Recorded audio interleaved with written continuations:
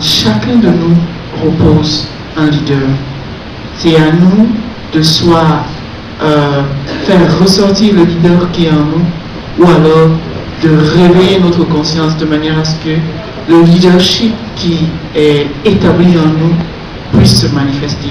L'objectif, c'est d'essayer au maximum que l'on peut, au niveau d'Oxfam, de familiariser les partenaires, les membres de la société civile, les activistes, les défenseurs des droits de femmes sur l'approche du leadership transformationnel. C'est quoi le leadership transformationnel? Qu'est-ce qu'on entend par leadership transformationnel? Les approches, les piliers, et aussi comment est-ce qu'on pourrait prendre en compte la thématique du leadership transformationnel dans nos programmes, projets, mais aussi le vivre au quotidien. On vous a remis quelques petites définitions comme ça dans le leadership, c'est la capacité d'un individu à influencer, ça a été dit ici, influencer, à motiver, parce que le leader motive, parce qu'on suit le leader. Pourquoi il est leader? Parce qu'il sert un peu comme de modèle, comme exemple. On regarde le leader, à rendre les autres capables de contribuer à l'efficacité et au succès de l'organisation dont on est membre. Donc le leader, c'est celui qui vous permet, comme vous avez dit ici, d'atteindre vos résultats. Mais dans le cadre d'une organisation, c'est des résultats communs. Ça peut être une vision commune que vous voulez atteindre. Et ça, le leader va vous amener là. Et on dit le leader, c'est quelqu'un qui est capable de guider, d'influencer et d'inspirer. Je pense qu'ici, on a parlé de vision. Généralement, quelqu'un qui est plein de vision aussi peut inspirer. Mais des fois, on peut avoir un effet contraire si nous avons parlé de résultats négatifs. Et on se pose aussi la question de savoir est-ce que le leadership est inné. Le matin, quand j'ai commencé, j'ai dit en chacun de nous repose un leader. Ça, il ne faut pas sortir de cette salle sans s'en rendre compte. Tu es un leader. Que tu sois un leader en position, en situation ou en action, tu es un leader. Et si tu es un leader, il y a des actes qu'un leader pose.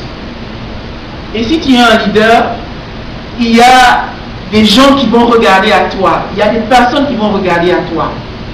Et qui vont vouloir te prendre pour modèle.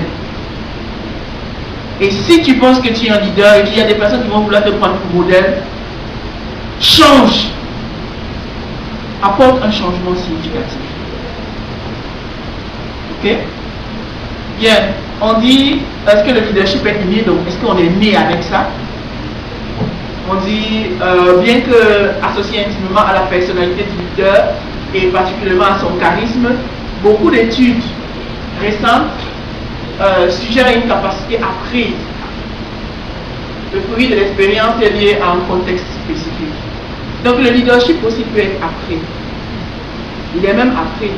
D'où l'essence de cette formation. Elle peut être des fois répétitive, mais il est important de savoir qu'on apprend. C'est pour ça que dans le leadership, on parle des fois de mentorat. Un mentor qui est quelqu'un déjà de bien aiguisé dans son élément et qui enseigne et qui tire d'autres personnes pour pouvoir arriver là aussi. Mais on va voir encore la différence avec le leadership transformationnel quand Olivier va venir nous parler, parce que ça c'est juste le leadership tout court. Bien, parmi les compétences ou les qualités que l'on retrouve chez les leaders, on peut citer la vision, si vous avez parlé de la vision, la stratégie, c'est-à-dire comment faire pour arriver à des résultats et à des résultats qui ont un impact. la persuasion. Si tu es un leader et que personne ne croit en toi, il faut se poser une question. Si tu es un leader et que personne ne veut te suivre, il faut se poser une question. La communication. On n'est pas obligé de faire partie des médias, mais il faut savoir communiquer. Il faut savoir communiquer sa vision. Il faut savoir communiquer là où est-ce qu'on voudrait aller. C'est ça l'importance du leader. La confiance. L'éthique. L'éthique. Ça, c'est important. Je pense que ça, c'est le problème du leadership actuellement en Afrique. Le manque d'éthique.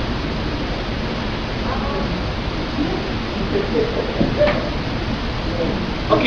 Et comme nous sommes dans le contexte des droits des femmes, on va ajouter le respect des droits humains. Parce que les droits des femmes sont des droits humains. Si on vous demande, vous êtes défenseur des droits des femmes, vous appartenez à Wilda, pourquoi est-ce que vous appartenez à Wilda? Pourquoi est-ce que vous défendez les causes des droits des femmes? Sachez que les droits des femmes sont des droits humains. Et ils nécessitent que l'on puisse les défendre. Et si vous comprenez ça, je pense que votre, on appelle ça combat, mais votre lutte va être encore un peu plus âpre. Donc vous allez vous équiper davantage. Ok?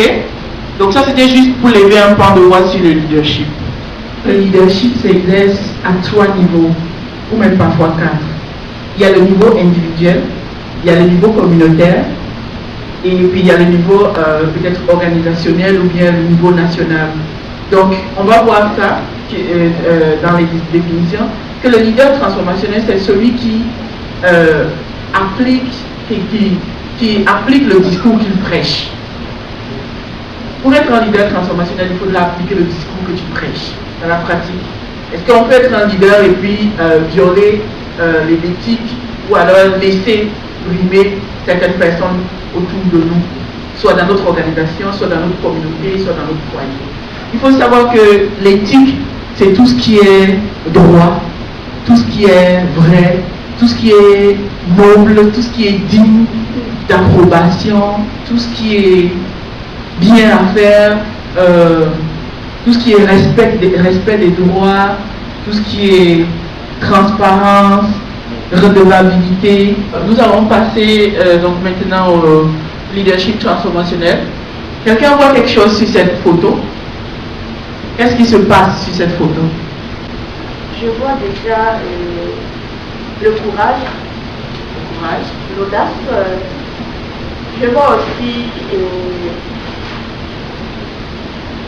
qu'elle a osé transgresser l'ordre qui est établi.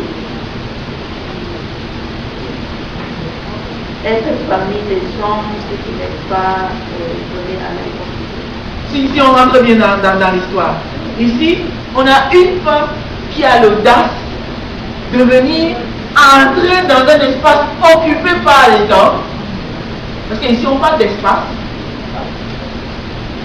Et d'avoir l'audacité de discuter et de s'épanouir dans cet espace-là. Et sachez que le leadership féminin, c'est un leadership qui est assez contesté à cause du patriarcat, comme le disait Capri, et que les normes socio-culturelles ne sont pas douces. C'est pas parce que vous avez été formé en leadership ou alors parce que vous dites je suis responsable de mon organisation que les gens vont vous écouter. Parce qu'en fait, vous imprégnez les lois naturelles de ce milieu. C'est pour ça qu'un leader doit pouvoir être équipé. Mais un leader aussi doit pouvoir avoir l'audace de créer des espaces et de faire partie de ces espaces-là. C'est ça le leadership transformationnel. C'est d'aller dans les espaces où on ne partait pas, aller se créer un chemin, dire moi je dois avoir ma place à cette table. Nous on a un mot à dire. On pense qu'il y a quelque chose qui ne va pas. Voici ce que les femmes pensent. Peut-être que cette femme-là, c'est la seule qui va pouvoir dire ce que les autres femmes pensent. Vous allez vous poser la question, où sont les autres femmes? Elles n'osent pas. Donc il y a oser. Et quelqu'un a parlé de l'entente, la vision, communiquer sa vision. Oui, tu vas communiquer ta vision, mais il faut savoir qu'il y aura toujours, qu'est-ce que soit ce que tu fais, il y aura toujours des personnes qui sont pour, des personnes qui sont contre, des personnes qui te questionnent comme le monsieur vous dit, mais qu'est-ce que tu fais là? Ici, c'est notre espace. Il y aura toujours des espaces un peu clos et fermés. Donc ça nous permet d'entrer un peu dans le leadership transformationnel. J'aimerais que vous reteniez ici la notion d'espace. Ce n'est pas tous les espaces qui vous seront favorables. Mais il faut créer des espaces.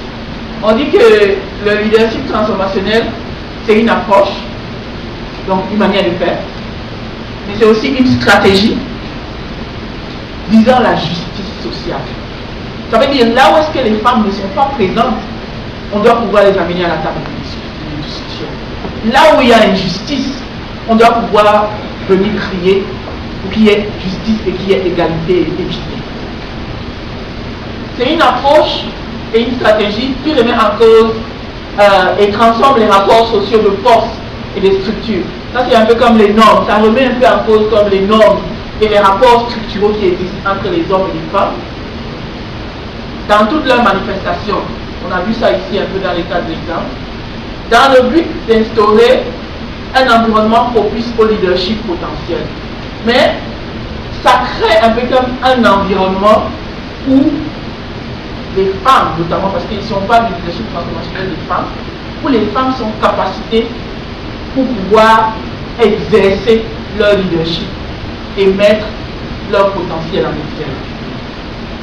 Et on dit que ce leadership incarne des principes. Nous avons vu des principes, il y a l'éthique, il y a les principes de respect des droits des femmes, qu'on va voir en détail avec Anne-Marie. Les valeurs, quelles sont nos valeurs? Et aussi, elle incarne aussi les droits humains, qui sont le respect des droits humains, l'égalité des sexes, hommes-femmes, la participation, la consultation, le respect de la dignité de tous. On va donc dire que le leadership transformationnel, comme le disait Anne-Marie, prône un changement fondamental qui rassemble les efforts collectifs. Donc il y a de l'individuel, mais il faut du collectif pour avoir un leadership transformationnel, afin de changer les institutions inéquitables, qu'il s'agisse du foyer, de la communauté ou de la nation. Et pour simplifier, nous dirons que le leadership transformationnel à l'appui des droits des femmes, tel que c'est intitulé ici, est un processus par lequel certaines personnes conjuguent leurs efforts en vue de transformer l'oppression systémique touchant les femmes, l'objectif final étant d'arriver à l'égalité entre les sexes et à l'exercice des droits des femmes. Pourquoi on parle de leadership transformationnel des femmes? Il y a oppression. On ne peut pas nier qu'il n'y a pas oppression. Il y a oppression. Les femmes ne sont pas représentées, les femmes ne sont pas ceci, les femmes ne sont pas cela. Il y a un problème.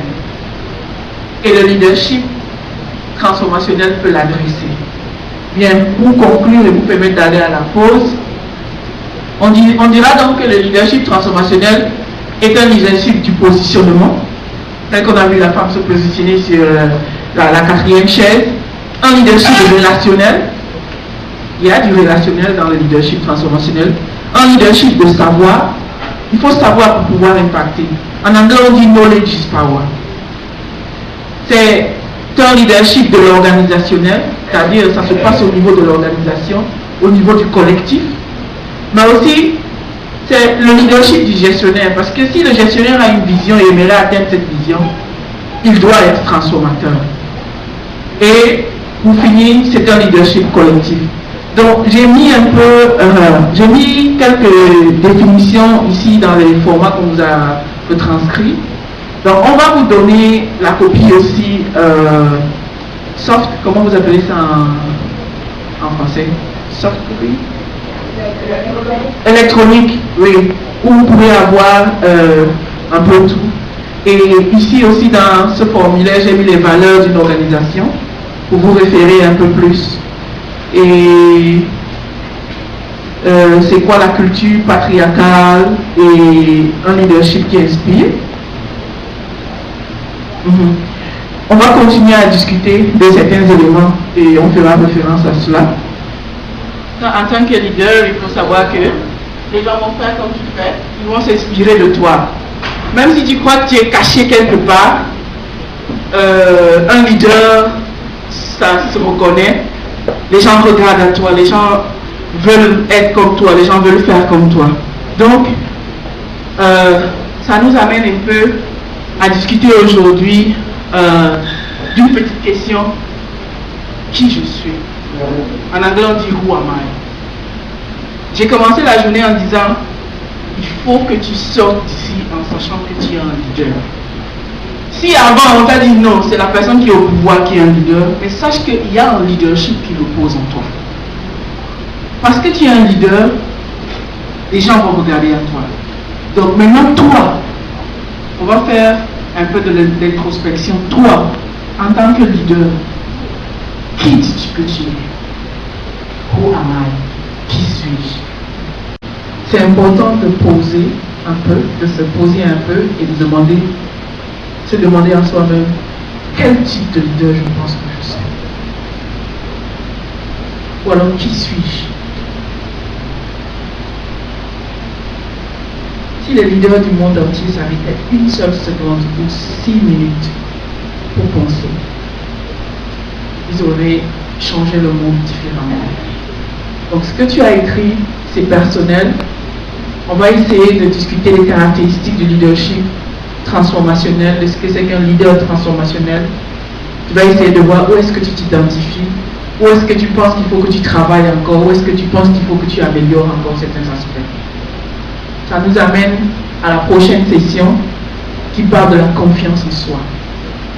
On dit un leader parce qu'il est plein de visions, parce qu'il voit des choses que des fois le commun des mortels ne voit pas. Des fois, il a des craintes. Des fois, il s'effraie. Des fois, il a peur de ne pas atteindre ses objectifs. Des fois, il a peur de décevoir. Des fois, il a peur de ne pas faire le pas, de ne pas pouvoir avancer. Et donc, le leader a besoin de la confiance en soi. Ce qu'en anglais, on appelle self-esteem. Mais la confiance en soi, des fois, le leader doit s'entourer de bonnes personnes. Pour parfois aussi avoir cette confiance en soi, le leader doit s'entourer de bonnes personnes. On parle aujourd'hui de leadership transformationnel. Quel est ton entourage? Qu'est-ce qui t'influence toi en tant que leader de femme? Sur quelle valeur tu reposes ton leadership? Est-ce que tu crois en toi-même? Est-ce que tu crois que tu peux apporter le changement que tu décris que tu veux apporter? C'est un peu plus profond le leadership transformationnel que vous allez vous rendre compte. C'est pas juste écrire un projet, les objectifs du projet et puis le délivrer. Non. Ici, dans le leadership transformationnel, on travaille 3 dimensions. La dimension individuelle, la dimension collective, et puis maintenant on va dans la dimension nationale. Vous allez voir, quand on va au niveau du plaidoyer, c'est beaucoup plus au niveau national, on s'ouvre beaucoup plus à l'extérieur. Mais il y a un travail qui doit être fait au niveau individuel. Et si le travail n'est pas fait au niveau individuel, on va juste remplir les salles des personnes qui connaissent une définition du leadership, mais qui ne le pratiquent pas. De qui t'entoures-tu? Quelle est ton estime? Quelle estime tu as de toi-même? Est-ce que le leader c'est celui qui ne fait pas face aux peurs? Est-ce que le leader c'est celui qui n'échoue pas? L'estime de soi, des fois on perd l'estime de soi parce que quelqu'un nous a simplement fait une critique. Si quelqu'un te dit ah, j'aime pas ta façon de parler là, je commence à te dire oui, est-ce que je ne dois pas changer ma façon de parler? Donc le leadership aussi c'est ça, pouvoir avoir confiance en soi-même. Mais aussi, comme on a dit, quand c'est des collectifs, tu dois se reposer sur les personnes avec qui on est. Et qui je suis, c'est l'introspection. Essayer de faire un peu l'introspection. Essayer de parler de la confiance, de l'autoconfiance, de la confiance en soi. Parce que le leader doit pouvoir prendre une décision. Et des fois, la décision peut être collective comme la décision peut être individuelle. Il faut assez de confiance en soi-même. Et ici aussi, également, on va vous parler de adopter des attitudes qui renforcent la confiance en soi en tant que leader et comprendre que le succès des autres femmes est utile pour vous. Parce que n'oubliez pas que le leader transformationnel, c'est un modèle, on l'a dit ce matin. Donc, votre attitude impacte l'attitude des autres femmes. Votre manière de faire impacte la manière de faire des autres femmes. Et aussi, on parle aussi de développer un esprit de solidarité et non de la jalousie entre femmes. Si quelqu'un manque de confiance en soi et ne peut pas s'exprimer, il a tendance à tirer l'autre qui s'exprime un peu trop pour dire toi, on va trop parler, tu me fatigues. Donc il a tendance à attirer l'autre vers le bas parce que lui il manque de confiance en soi. C'est pas parce qu'il ne connaît pas. Rappelez-vous, on s'est dit ce matin, tout le monde est un leader. Tout le monde a la connaissance en soi. Tout le monde a la capacité.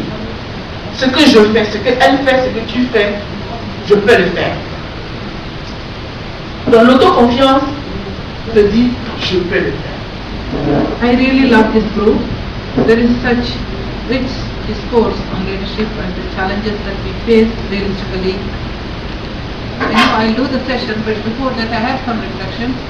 I really appreciate what Madam Durga's point on power, privilege and subordination. She brought three key concepts in the discussion. When I introspect, it is never easy to think about. It's okay? Yeah. It is never easy to think about who am I. We have multiple identities, multiple intersecting identities at the personal level and in the social context. So whatever is my identity intersects with the identity of Esther or with Patricia, Sarah. So we are not living in a silo. We are interacting with each other. So what all are my identities bring me up as a person, but again how I interact with others. And in that context, the concepts of power, and I really like the idea that you brought up power, privilege also into that. Because power is something we exercise, but privilege is we are born into that because of the religion or the kinship or the money or culture and all. So when we as women are interacting in the social context, living the social context, we need to deal with all these identities. And as we go later today into the session on power, we'll be talking of what are different forms of power and where we would need to engage more and where we would do self-analysis and where we can strengthen more. On personal management, yes, as leaders, we work at the self. Work with myself as a leader is very important as I empower others. First of all, I have to conquer myself, whether I really bring up my own knowledge, experience, skills, or my relationships with others. How do I behave? How do I engage with others is important. And in a very stressful, resource-constrained, restricted environment, socio-political context, that is where I think as women's organizations we could offer to others on supporting these organizations. How do we groom leadership? Now, how do we nurture leadership? Of not just giving one training and leaving off. That's never going to end. Because everybody is a leader in a social context. Everybody is a leader in their own household or in their own neighborhood or in a market or in the community. So how we really do this kind of engagement over a long time is key and critical for us. That takes me to the next point on the solidarity. Yes, solidarity is very important and we always say that solidarity we need. But solidarity doesn't happen in isolation. For solidarity we need networking. We have to find organizations that have similar thinking, similar philosophy and similar interests, and interaction between both needs to happen. As you are saying, how much are we thinking about ourselves as an organization internally or network? So first we need to understand ourselves better and engage, because solidarity is critical for sustainability. lot of feminist movements, women's movements, law, advocacy, women have fought on the roads and took to the streets and had all these struggles women went through. We got some law, some rules, some practices. All of you, several of you are lawyers, you know better than me what women achieve. But then when the rubber hits the road and these laws have to be implemented, we have policies, we have agricultural policy, laws against gender-based violence, family law, property, all this. But when it comes to the implementation of the law, there's a huge vacuum. There's a huge gap. It is not happening. Why? It's not the traditional laws. I'm speaking of the constitutions and the formal laws. So that's not happening because of solidarity, lack of solidarity among the women's movement as well as sustainability. When some issues are taken up on the issue based, when the issue is over, when the law is passed, then there is no sustainability of the movement. How do we continue this process?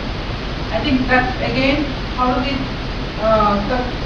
develop sustainability of the women's rights organizations and network is critical.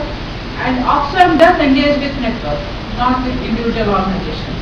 Because we believe in the solidarity, we believe in the collective effort. Individual change needs to happen for collectivity. But then for that we have to work with networks.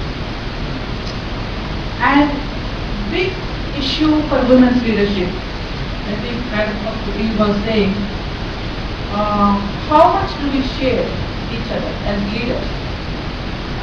Even you were saying, women when they reach to the positions of power, how much democratic they are, what is their kind of behavior and openness. Do they practice the values of inclusiveness, accountability, empowerment? Do women act as servant leaders? We see that at their stage, they fight all these hard battles, reach certain levels in the organization. Then we see multiple levels of hierarchy, lack of transparency, lack of dedication. So the transformational leadership for women's rights is a methodology that was developed by an organization called CREA, which Oxfam adopted, where it is about strengthening the younger generations, strengthening the second level of women's rights organizations. It's not just don't work with the women, because like one of you was saying, it's because women do practice the patriarchal leadership style. It's not about men or women, but what kind of leadership style they are practicing. So I think that's where we need to change. And on this note, I just would like to stop here and let's do a group activity on more concrete. So just one couple of quick comments on how did it feel for you to do this exercise. Who am I? Not the content. What did you feel? Someone who has not spoken before.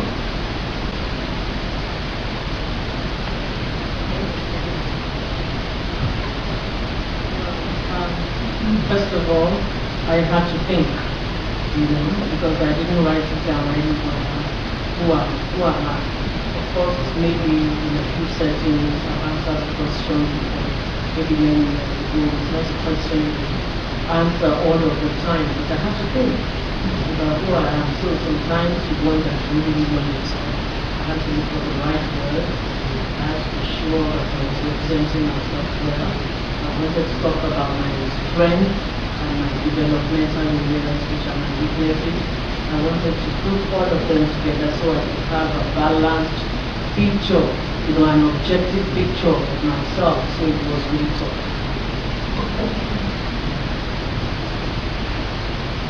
Anyone else would like to share how did you feel with the exercise? How did you feel? Let's do that. Even when you give it to them, this week, the kids and the father, this week, one night, my sister, my dad, I'm a computer, I'm a permanent. Never to be known, that's the same one.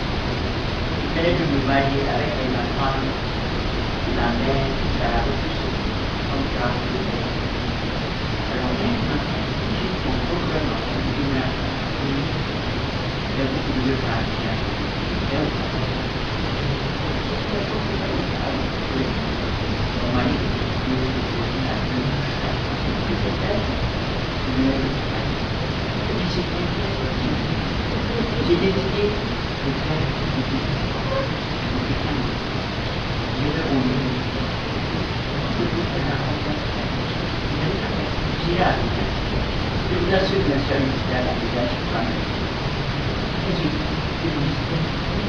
Juste à la mécanicien, avec des corrélations de transformation plus dans 5 ans. Alors, 5 ans.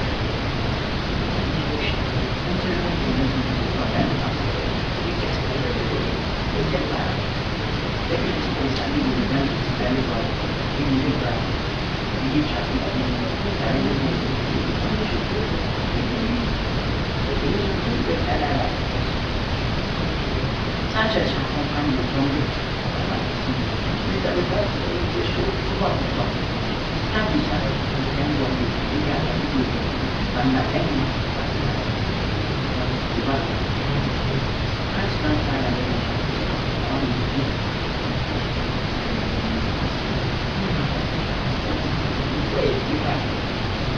c'est le bien.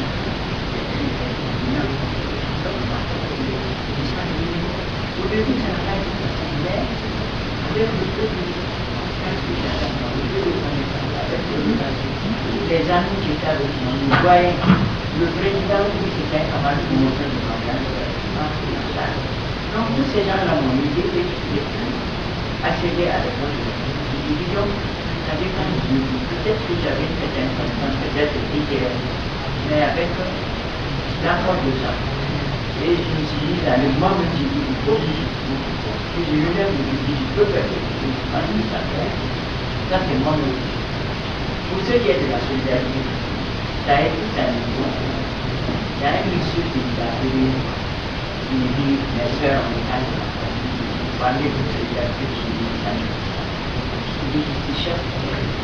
Mon adjoint a été affecté de comme on parle d'une chance, je voudrais donner une femme à cette femme. Tu vois, tout ça, une femme, et puis, donc, 3 femmes, machin, ça me demandait que c'était ça. J'ai appelé les 2 autres, vous voyez, je vais nourrir cette femme en liste à ce poste. Il a dit, oh, c'est tout ça, c'est pas rien. Si le week-end, il ne pas les gens, l'autre dit, on se dit, on ménage la telle, j'ai celle-ci, et j'en fais ça. Mais à quoi que le monsieur a enregistré là? Il n'a rien. 2 jours après, il a appelé l'autre dame, il voulait nommer à ce poste. Il voulait nommer à ce poste, je ne sais pas si tu parles avec lui. Chef, s'il n'y a pas de problème, je pense que je peux le faire. Je ne connais pas, mais je ferai tout mon possible pour le faire, non seulement le faire plaisir, mais pour le faire. Il me dit, ok, et puis il ne réagit pas. Heureusement, cette dame-là, elle a suivi toute la formation, mais je crois que ce livre-là, elle a prouvé que elle connaît quelque chose. Donc, elle a été humble, elle a écouté, elle a dit non, ces dames-là nous sont des amis, ça fait plus de 10 ans que nous sommes ensemble. C'est grâce à moi d'être changé parce que personne, au bureau, personne ne parle avec les enfants, avec les enfants. Quand elle a dit, je me rappelle le document sorti. Elle a été pour elle a nommé la dame à ce moment. Je vous assure, mes soeurs, il fallait voir qu'elle était une soi-disant, bravo, on a dit le poste, on était comme ça. Mais elle n'a pas changé jusqu'au début, elle a arrêté. C'est elle qui les écoute à leur domicile de matin, elle va les chercher. C'est des mois après qu'elle est arrivée. Quand on est ensemble, on doit accepter les critiques, on doit accepter les gens, on va parler des gens, on va parler des gens, à mon couvert, les ennemis nous avons compris. Et je crois que je dis ça. Et chaque fois qu'il y a des rencontres, elle s'arrête toujours que ces 2 dames-là sont avec elle, pour qu'elles puissent dépasser ce stade-là, avoir d'autres connaissances pour pouvoir mieux se comporter dans la vie. Parce que comme vous l'avez dit, l'humilité, elle avait une certaine connaissance, mais elle dit qu'il faut qu'elle soit au même niveau que les autres. Elle, en passant, elle a pris d'autres personnes. C'est bien dit que le groupe qui ne comprenait que 3 dames, le groupe d'acteurs. Ce n'était pas une tendue ou une association, mais un groupe de chaque fois ça que ces dames-là puissent assister à cette tendue. Donc, c'est ce que je voulais faire.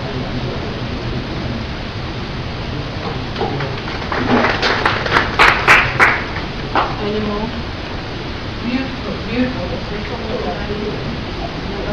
Really, just a beautiful experience of the leadership journey. I do not want to repeat that again. Express so beautifully, and the solidarity. Just example of quality in our daily context. I think that's the best example for us. So, thank you for sharing that with us. Thank you so much. As we continue today and tomorrow, there are more occasions where I encourage everyone to share with others, share with each other what we are doing. Do not undervalue our own contribution. And always listening. Great leadership skill is listening. Sharing and listening. I think there is a lot that we could learn from each other. So peer learning. The most powerful way is peer learning. Powerful way in expanding our topic of peer learning. And we are all here with a lot of time, resources and experience. So I really encourage us to learn from each other. Now, I think I know before lunch, now talking part is over, I want you to do an exercise. So I would encourage you in small groups of 4. Discuss what are the, because we discuss so much since morning about leadership. So what are the characteristics of a good leader and a bad leader? There are 2 questions I want you to do. One is, what are the qualities of a good leader and a bad leader? And second, share with your group members 2 leadership qualities you are proud of. 2 of your leadership qualities you are proud of. So I want you in small groups to discuss. One, what are the qualities of a good leader or a bad leader? The second is share 2 leadership qualities that you are proud of. 2 good leadership qualities you are proud of yourself. So I would like you to break into groups of 4. We will do the language arrangement. Make sure that all the francophone and anglophone are. And discuss with your group members. And please, one member from each group designate someone from your group to report out the discussion. Because we promised we'll wind up at 1. I wish I could take a little speech. But someone who will summarize the top line discussion from your group. So we are all aware of these qualities, and how we can reduce those qualities that are negative and move more towards the positive is the journey. So it's always when we are talking in the peer, thinking is okay. I know that what are the, ideally if I have to describe to someone good qualities of a leader, I can go there and just write and come back. Communicator, open to ideas, decentralization, power, all this. But when we think in our peers, when we are doing in the organizational context, it's more of a internal realization and how do we take this forward. So the transformative leadership for women's rights approach is mainly how do we reduce the negative characteristics, negative qualities of leadership as we practice, and how leverage on the positive ones. No one intends to be a bad leader. The bad leadership qualities are the negative characteristics are because of the influence of the culture and the beliefs and the attitudes that we have in a particular socio-political context. And if we are seeking to promote transformation, if we want to bring justice, social justice and gender justice, that is where we really need to focus on bringing these positive characters more top on the scale and work with them. So if we just do an analysis, lot of characteristics are at the individual level, the self. So how can I, what Esther was saying, self-esteem and self-confidence comes from the qualities that we have. Lack of information, lack of knowledge, lack of exposure, and lack of interaction with other organizations. And like someone said, whenever we women speak, we qualify statements more. Like if I hear in a group of, in a meeting, if men and women are speaking, men speak very confidently about whatever they are saying as if they think towards the truth.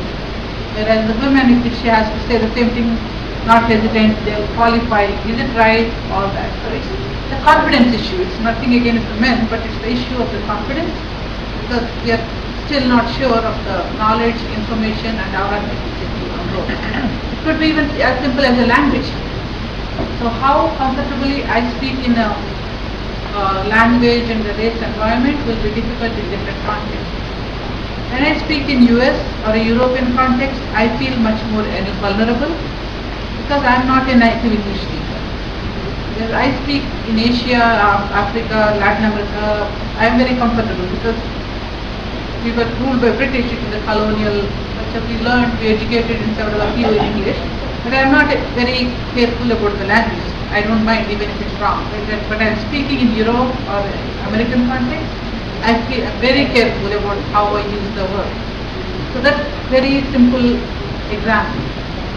So imagine then we with so much education, exposure, that's the condition. Then what about different people engaging in different groups and laws? So the point I am saying is all these qualities operate at the self, and how we promote our confidence and esteem is linked to how we nurture those. So in the second part of presentation, I am going to talk on the power, about power, that we have different forms after lunch, not now. So in that, we will speak more about these dimensions. Le leader et les promesses, ça c'est aussi tout un autre sujet, hein, parce que des fois, souvent, nous faisons des promesses et que nous n'arrivons pas à remplir, donc à honorer. Donc il faut, quand on est leader, je pense qu'il faut aussi un peu essayer de veiller à ne pas faire des promesses actives. C'est-à-dire, vous arrivez dans une réunion, on vous dit voici les problèmes, voici ceci, vous dites ah non, ça doit changer. Je pense que je dois faire quelque chose. Écrivez-moi, hein, on va faire quelque chose. Mais la prochaine fois quand vous revenez, oui, quand vous revenez, ils vont vous tenir au mot. Hein. Vous savez, ils vont dire ok, la dernière fois que tu es venu, tu nous as dit qu'il allait pleuvoir. Maintenant tu lui dis il fait chaud. Demain tu lui dis il va neiger. Mais on veut croire à quoi à la fin? Comprenez un peu. Le leader aussi doit veiller sur sa parole. Il faut veiller sur sa parole. C'est important. Et on dit que l'homme c'est sa parole. Et ça c'est ça qu'on dit, non? Il y a aussi l'égalité, je ne vais pas m'appesantir dessus, l'équité. On a parlé aussi également de la solidarité. Mais aussi peut-être on a exactement parlé de l'éthique. Être un leader aussi, c'est apporter des corrections. S'il n'y a pas de correction, il y aura un souci. Imaginez-vous un leader qui fait tout ce qu'il veut et personne n'a à redire. Ça, c'est de la dictature. Mathilde, tu veux dire quelque chose par rapport à cela? Non. Je veux dire, si un leader fait tout ce qu'il veut et il n'y a pas de mesures correctives, c'est pas du leadership, ça c'est de l'anarchie presque. C'est de la dictature, c'est de l'anarchie. J'aimerais ajouter aussi, le leader ne doit pas perdre la vision. Parce que tu es leader d'une organisation. Ça c'est important. On peut changer, on peut apprendre à changer, on peut aider, on peut aussi faire un peu comme du coaching, parce que dans le leadership il y a aussi le coaching. Mais il y a un participant ici qui a dit qu'il va falloir que le leadership, que le leader veuille changer. Ok? Parce qu'il peut avoir toutes ces informations là, mais ne pas vouloir changer. Now we'll be discussing the concept of power. As you can see in your agenda, the concept of power. Whenever we talk about leadership, leaders are those who have power, right? Who are different from the others. So, but now when we are trying to understand the leadership and transformative leadership, it's very important for us to understand what is power. So during this session, I will be speaking on gender and power, and I know that all of you have a lot of experience dealing with power within the organization and within the socio-political context. How we understand, exercise and dispense power is critical in international development and even organizational development. Oxfam as an organization is based on addressing power inequalities. So our tagline is the power of people against poverty. So we work, it's a rights-based organization, Oxfam. Our focus is how do we understand and address gender power inequality, and injustice.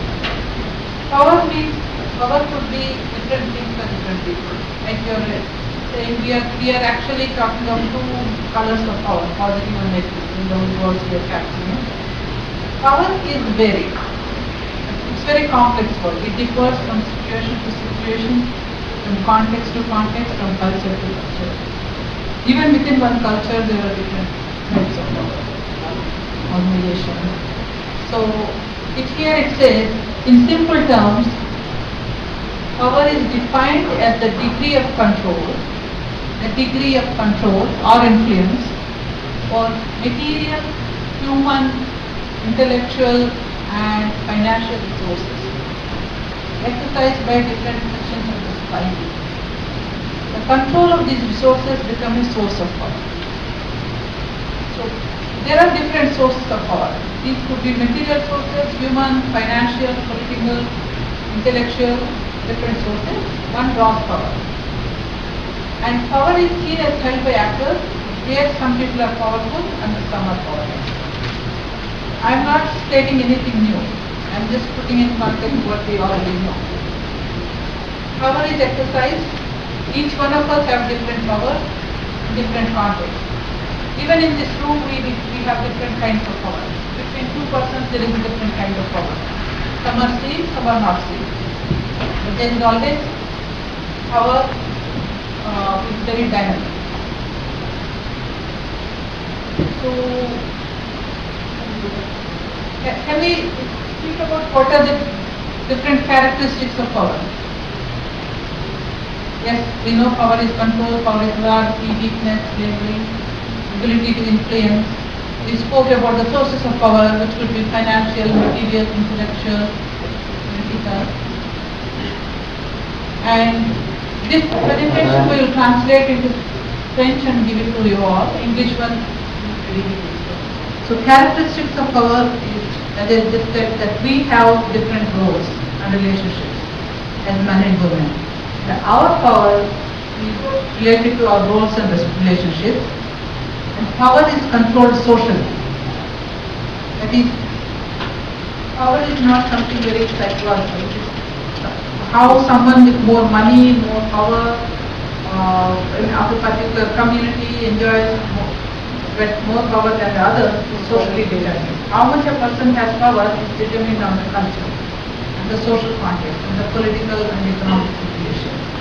So that is what it says, power can be economic, political, social, cultural and symbolic. Can you give an example of what it means? Power can be economic, political, social, cultural and symbolic. So power could be different. It could be coming from a religion. It could be coming from money. When I say social, it could be coming from a kinship, from a particular tribe, or where I am in a tribe, where I am in a caste, or where I am placed in the legislative assemblies, or in the local communities, or in a socio-political associations. So it could be anything. There are different ways power can be seen, and how do you define a person's experience of power? How much power I have is depending on my experiences. A person's experience of power can depend on their gender, race, class, age, etc. One's relationship to power changes in different contexts. Can someone give an example here? Person's experience of power depends, like morning we spoke about this when we said intersecting identities. Each of us have different identities, age, class, sex, race.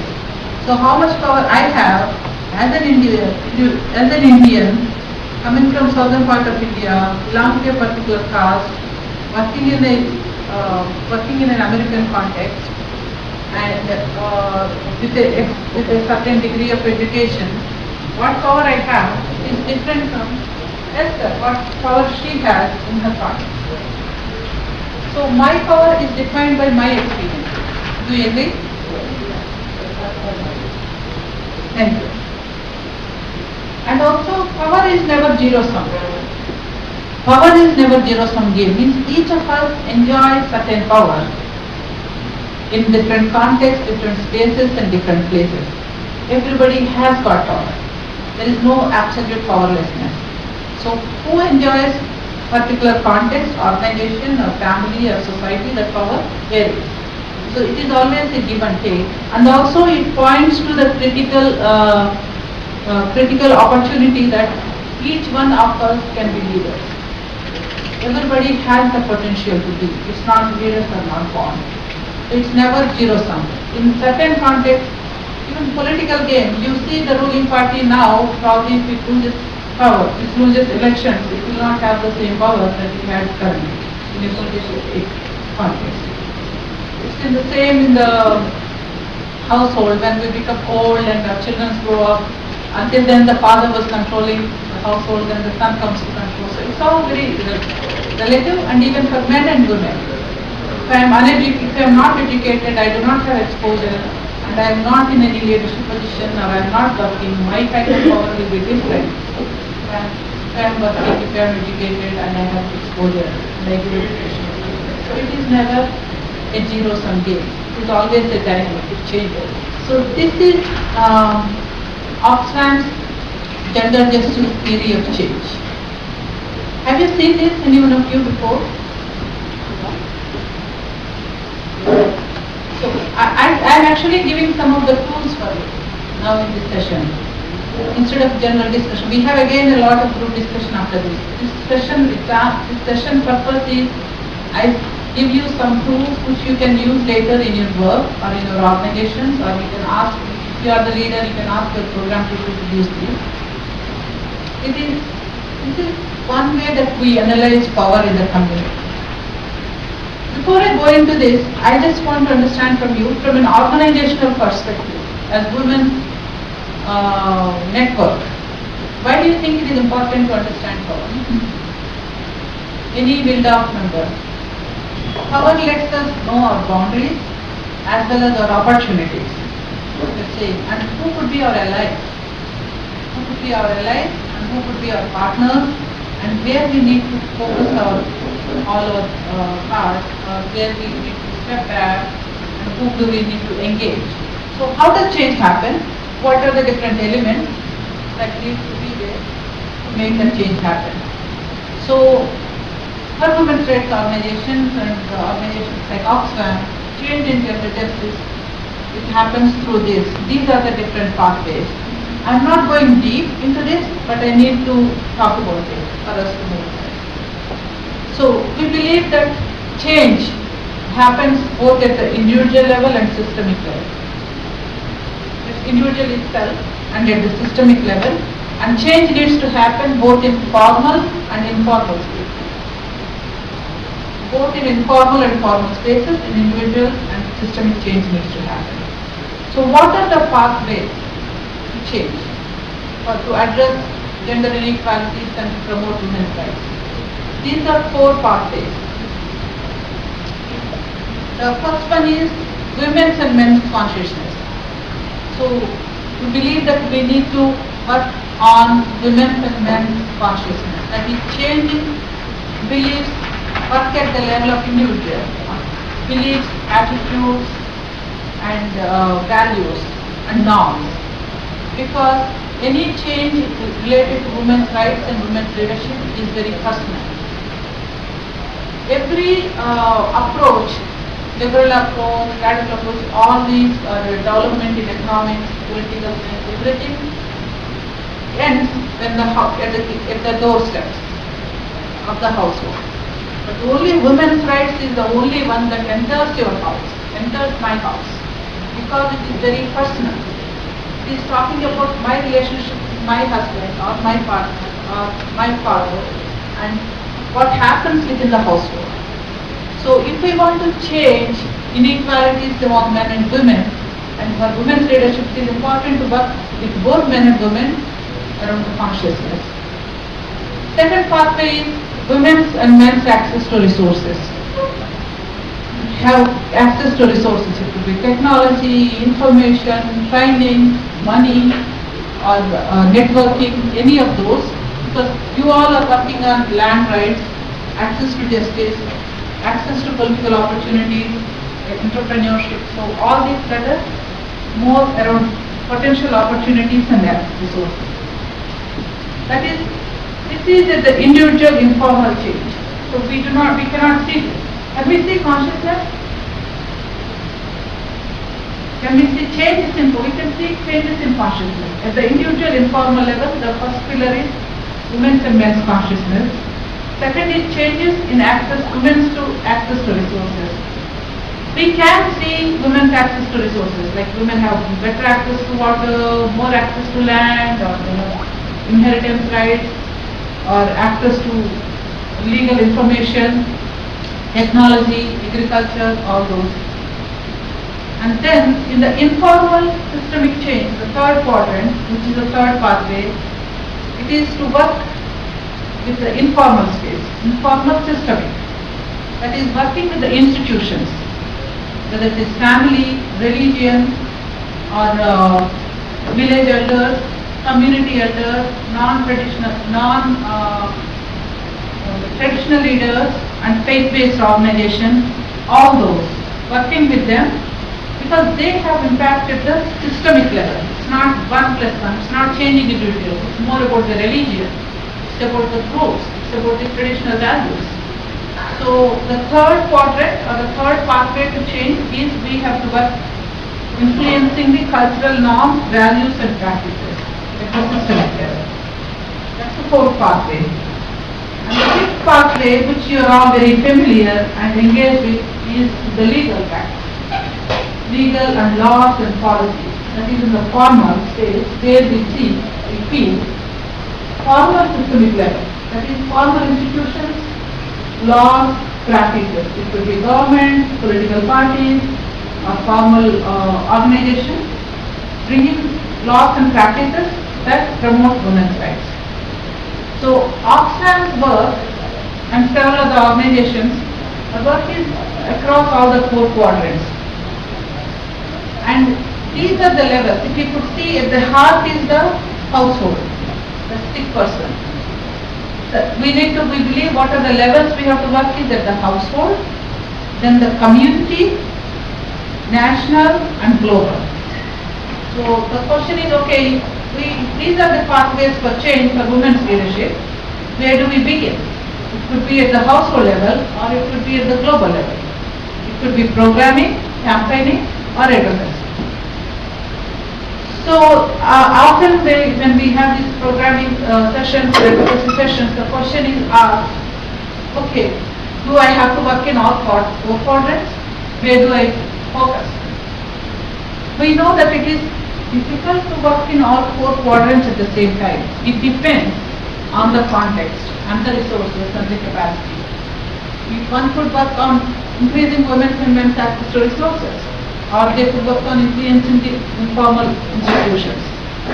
It all depends on the particular organization and their context and the key issues they would like to address. The most challenging pillar of the quadrant called the pathway is this: the informal systemic challenge, systemic change.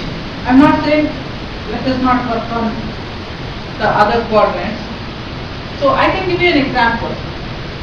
So individual informal change would look like the man in the household, the father or husband or the brother, is encouraging the women to participate in leadership meetings and encouraging them to be vocal, giving them space, and also advocating for the women to be active leaders, to change women and men.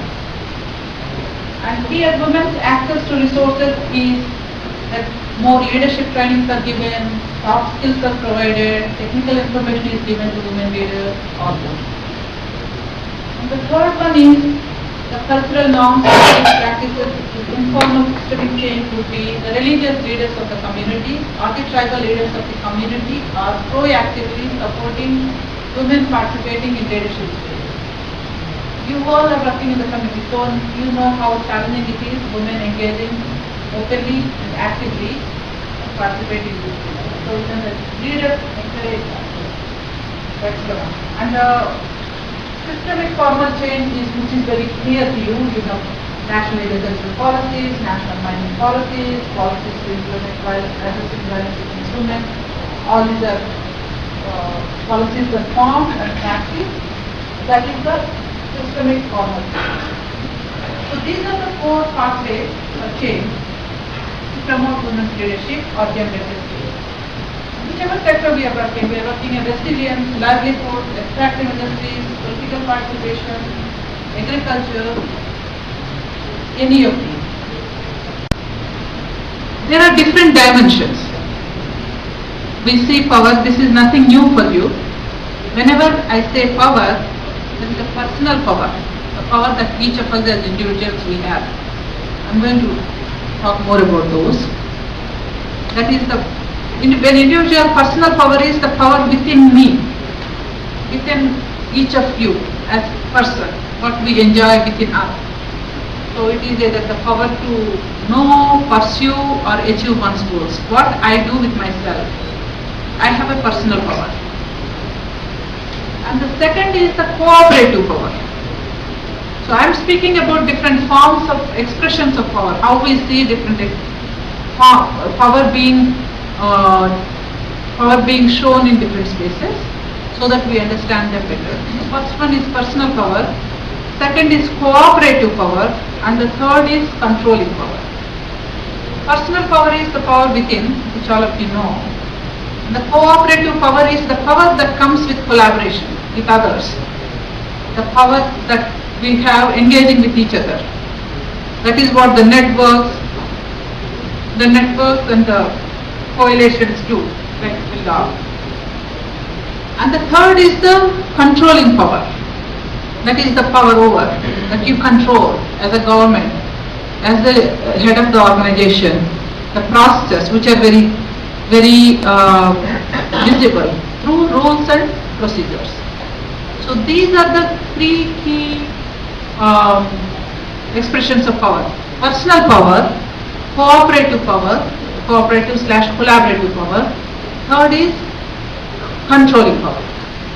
So when we are working in the communities, when we are working on leadership, we have to identify what kind of power we are focusing on.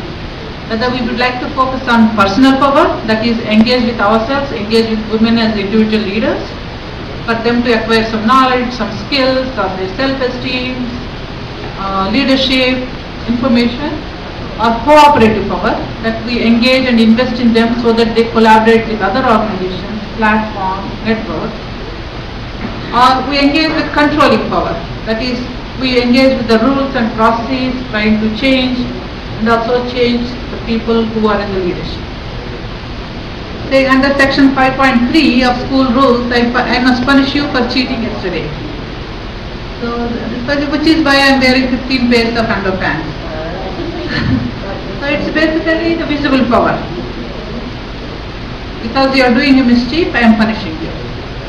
So what is very visible. Then there is power is sometimes hidden too. So there is this person, this is in Global Economic Directions Forum, and he is not understanding a single thing what the others are saying. And they told him, you need a translator. Sorry, protocol insists we present in English. Okay, so the person is not Anglophone. He is in a court where everybody else is speaking Anglophone. They are saying, no, our protocol says that we have to speak in English. So whatever is going on, the person who is there being judged, he has no clue. So they are not saying that, they are saying we will be fair to you, but we do not speak your language. There is a hidden power of language. They are controlling that situation.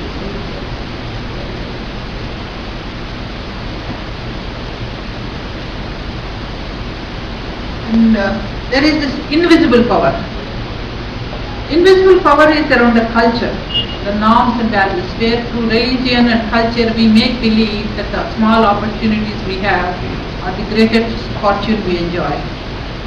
So this poor man is pulling this huge weight, but he is still thinking, thank goodness I have got this job, this is all I am good for. He is thinking he is only capable of doing this because he is doctrined to believe that he cannot do anything else.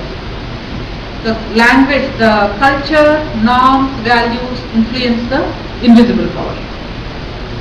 So there is a visible power which we see in rules, government process, laws and all. And there is hidden power where the agendas are decided before and they come and show a fair play kind of practice, but actually agendas are decided before. And there is an invisible power which influences the culture and the mindset of the people. That's where a lot of patriarchy and everything, they decide how men and women behave and how they interact.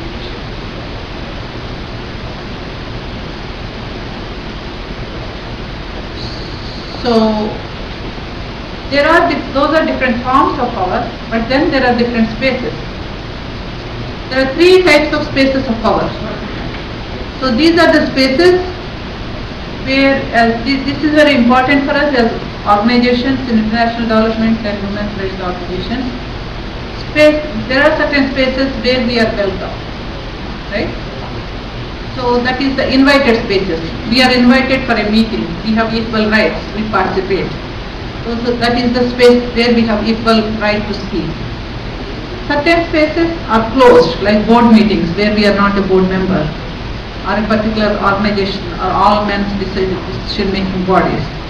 Some of them are closed, some of them are invited, and some of them are climbed. We all work with people and community to help them claim their rights. So climbed spaces are those which we climb because of our advocacy, networking and lobbying. So there are different spaces of power. So when as an organization when we are working, we have to see where we would like to, whether we are in a, first we need to analyze if we are in a closed space or an invited space or a climbed space. And if we are in a closed space, how do we move from closed space to the climbed space?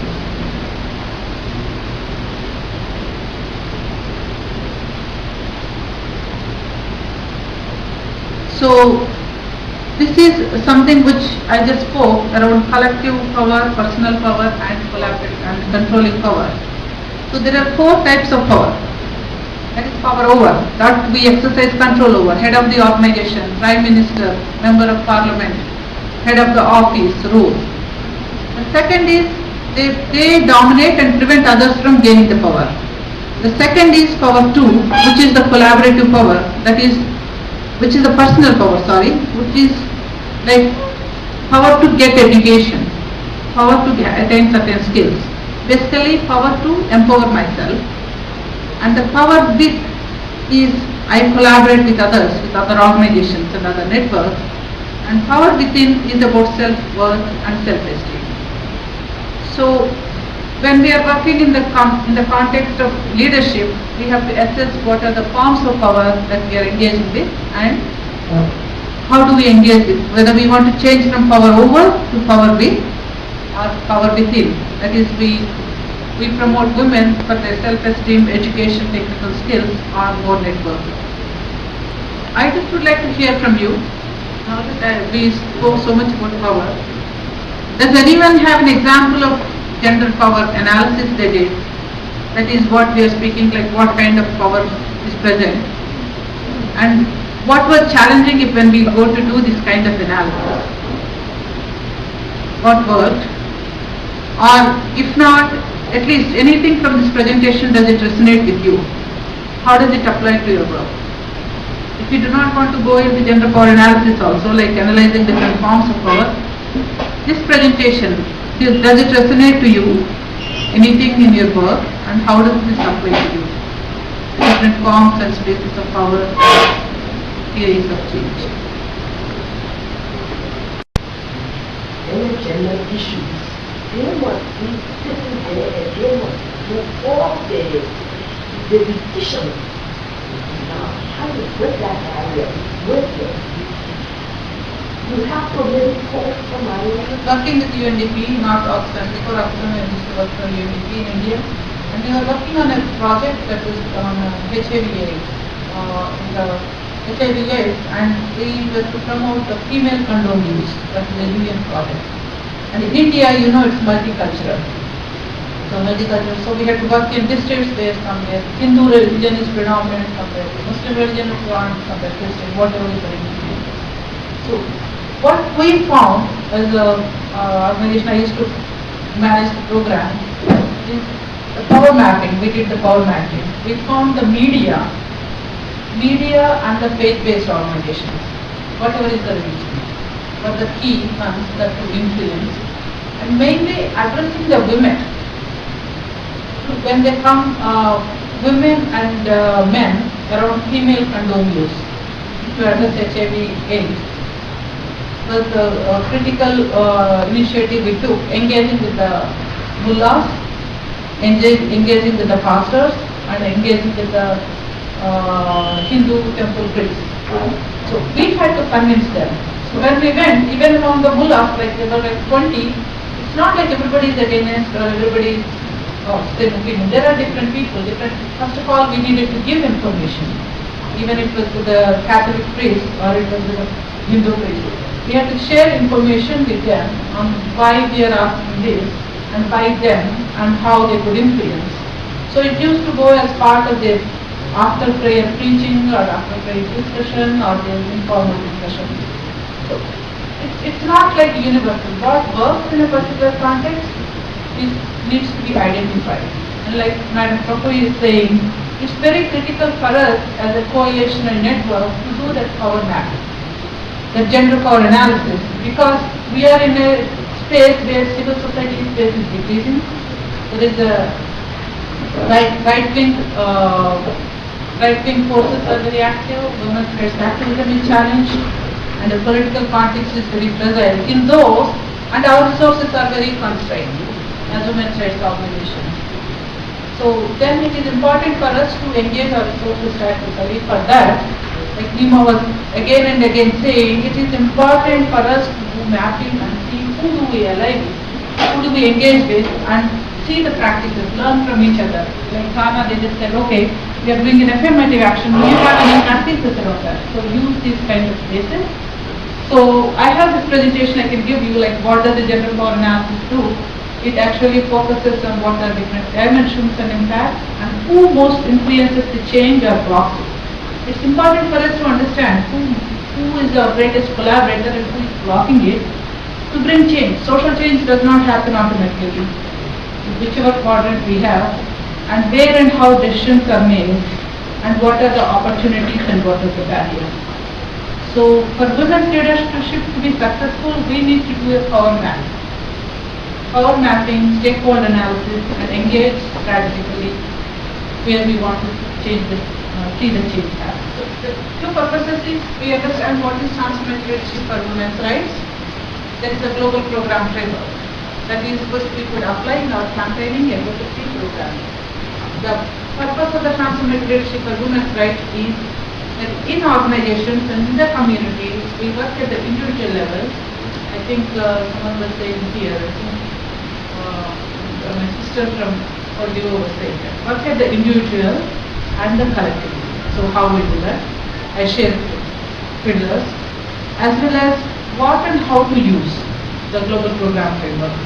It is developed by Oxfam, but it can be customized use for you. This is not like Oxfam is only mine. It's a model, it's a framework that we are sharing with you, which you should feel free to work and engage.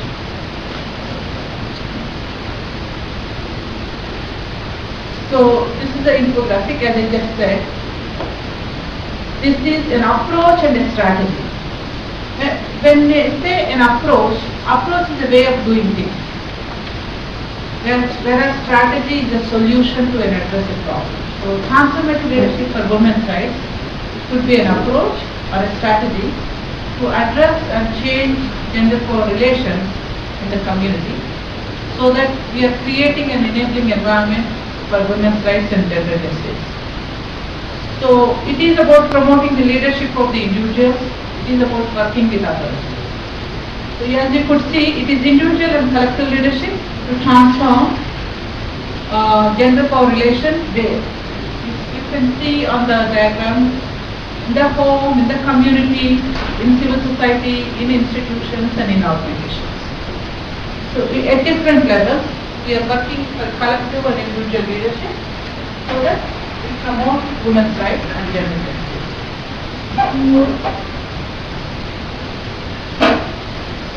So this could be used in humanitarian programs, or in long-term development, or in campaigning and advocacy. As I already said, it is about collective effort. It's about the network. It's about the collective, the power of the many. We do it in the home or in the community or it could be anywhere, but basically create enabling environment. This presentation will be circulated to all the campus colleagues in French. So this is the process how we have developed from 2014 till now. This approach is developed based on we developed a guide on what do we call as a transformational leadership. Yesterday we had a lot of discussion. And then we did a scan of different programs in the countries, almost 60 countries, and developed their Oxfam lessons learned document on leadership, what works in women's leadership, what does not work. And then the program draft is validated, global program framework is developed, which I am going to share with you shortly.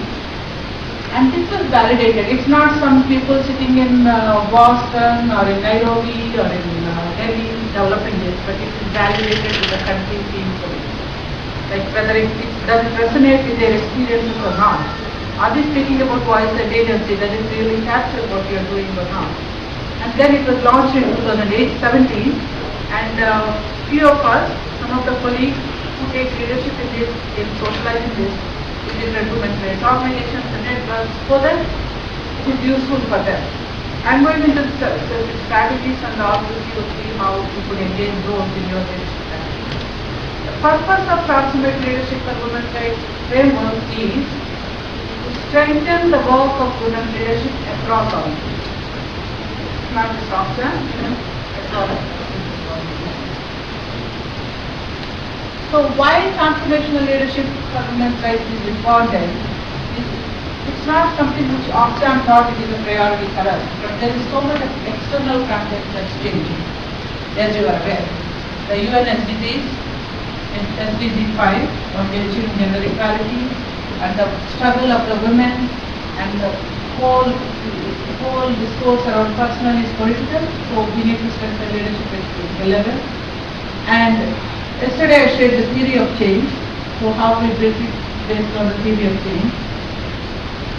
And the greatest value add is for this is we follow a twin track approach. All of you are working on women's rights, so Oxfam is not just women only, we do gender mainstreaming as well as gender focus. So transformative leadership for women's rights can be livelihood programs, researcher programs, or an extractive or humanitarian programs, or it could be separately an independent women's leadership program. So there is a twin track approach that we use. And capturing the learning is very important when we want to practice transformative leadership, and also having a robust monitoring and evaluation system. Actually, yesterday we had a session on men for the agriculture work. Similarly, even transformative leadership, it's very important for us to capture what is working well, what is not, and how do we practice. So, as I said, this global program framework is developed with the objective that if we have better understanding of the transformative leadership practices that are in the community, better understanding and practice of the transformative leadership for women's rights, then Oxfam's programs across the globe will be stronger on women's leadership. We develop specifically for Oxfam programs, but it is socializing everywhere, because we thought if we have a specific framework which we could work with, we can strengthen our internal programs. And also, this is based on the hypothesis. Why I am saying all this specifically to you is so that understand that it's a very engaged process. The overarching objective is this, but then it is based on the hypothesis that if we practice transformative leadership, we will be able to take women's rights, women's socio-political economic rights forward. So this is the one way that we want to put our energy, based on the theory of change that I shared yesterday. And Oxfam, as I said yesterday, is not working in silo. We work with the civil society organizations, networks, and women's rights organizations. So how we work with them, share. So this is the technical capacity, tools development, and socializing. This is also part of our learning and working with the organizations. So this is based on five pillars. Any questions so far? This is based on the theory of change that I showed yesterday on how change happens. Where are the challenges and where do we work? So this is built on the basically in the individual and systemic level and informal and formal space. But if we want to promote women's leadership, transformational change, women's rights, then we need to work at the individual systemic level and formal and informal. So the global program framework specifically focuses on leadership. Yesterday I spoke about gender-based violence, I spoke about leadership, I spoke about entrepreneurship, but here the discussion is on women.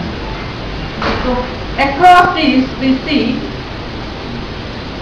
how we promote women's leadership based on these five pillars. So transformative leadership for women's rights is built on five pillars. I am going to go through these pillars. You can see, but each of them is built on the quadrants. You can see the quadrant of consciousness and capabilities. What does this remind of? Yesterday, what was the first quadrant? Individual consciousness. Right. So this is that. And the second one is resources. Give me some words, we can move quickly fast. What was the second quadrant? Access to resources. The third one? Norms, exclusionary practices. And the fourth is on the policies and rules. So like we were just discussing in the feedback in the morning, informal and formal spaces. And then there is a pillar cutting across the five, all the quadrants. So social accountability. So if we commit to promote women's leadership, then we need to build individual knowledge. The first pillar for the transformational leadership for women's rights is build individual knowledge and transformative leadership practices for collective impact. Build individual knowledge for collective impact. That is the first pillar. I will go in detail of each pillar. Second is build the sustainability of women's rights organizations, networks and platforms. That's the second pillar. How we can promote women's transformational leadership is by building the sustainability of the women's rights organizations, networks and platforms. Lot of discussion happened around the second layer of the organizational leadership and our own looking internally among our organizations as well as some of the challenges of bad leadership in the organization. So it is basically how we promote those, the women's rights network, organizations and platforms. The third pillar is support collaborations, because change needs to happen in both formal and informal spaces. Third pillar is we promote collaborations, that is not one organization, collaborations to bring change, to influence the social norms and informal decision making process. The third quadrant is the most critical one. If we want to promote leadership, we need to influence the informal decision making process because enabling environment is important.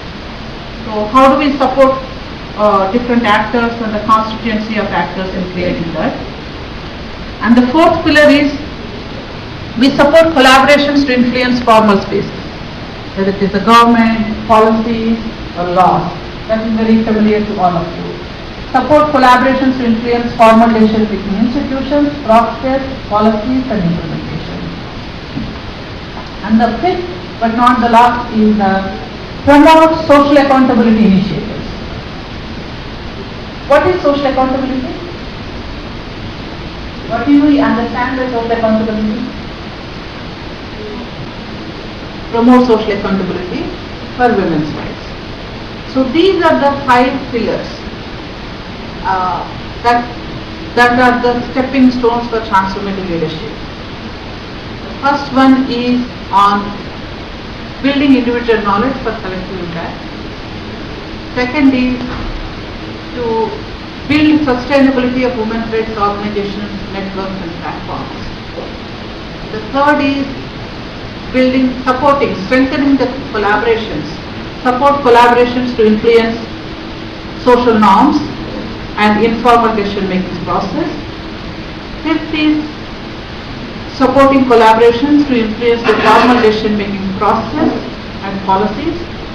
Fourth, and the fifth is the promoting social accountability for women's rights. So these are the 5 ways that working in the community we could promote women's leadership. So that's the big picture. I'm going next into the details, but saying Aliveru, you're speaking of the pillars to women's leadership. And what about women's rights? The global program framework is transformative leadership for women's rights. So here the assumption is that if we have transformational leadership, that's an assumption for us.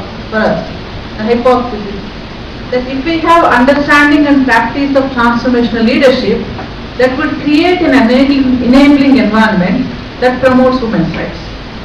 That we are working with men and women on the quality of leadership through these 5 pillars that would promote women's socio-political, civil and economic rights. Probably, ideally it might happen 100%, but sometimes it might not. But again, this is a process.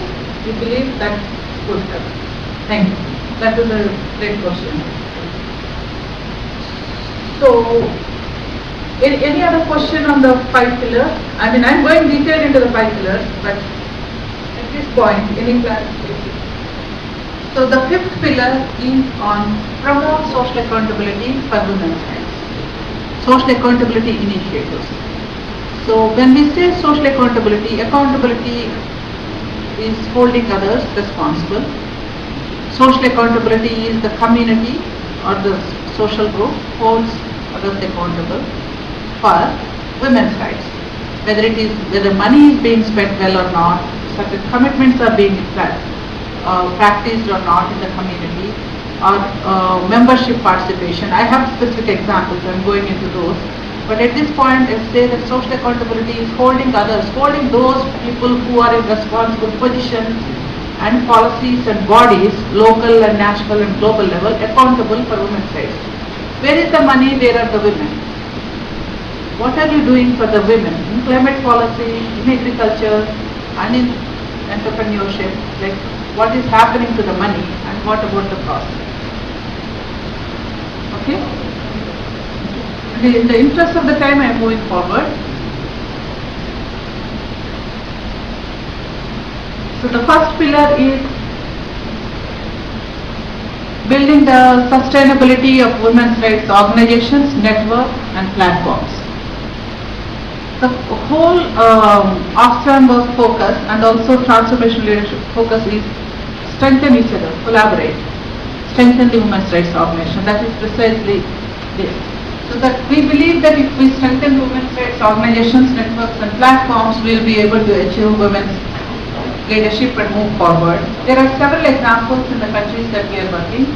So there is this example, I just put the example here so that it's relevant. Like in the Papua New Guinea, there is a Pacific Women's Initiative. Under this, Oxfam supports women's networks.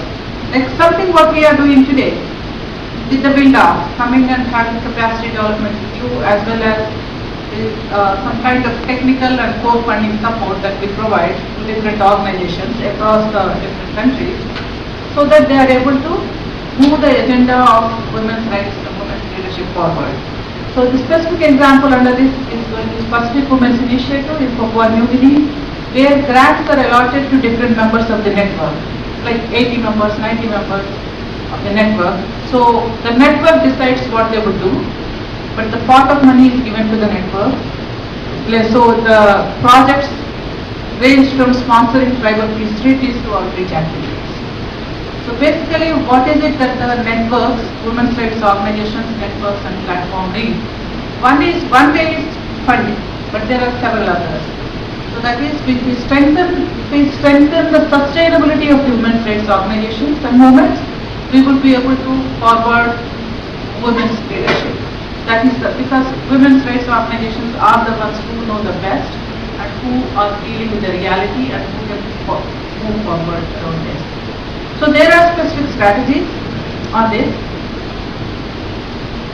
So when I say women's building with sustainability of women's rights organizations, networks and platforms, what do we do?